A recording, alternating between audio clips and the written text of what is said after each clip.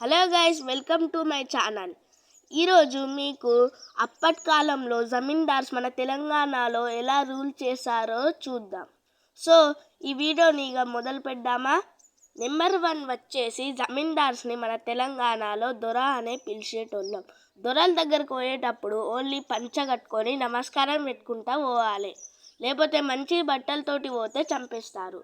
Number 2, మన farmers దగ్గర ఏమైనా వాళ్ళ జమీందార్స్ ఇంటికల్లా ఫంక్షన్స్కి ఇట్లుంటే ఫ్రీగా వర్క్ చేయించుకునేటోళ్ళట.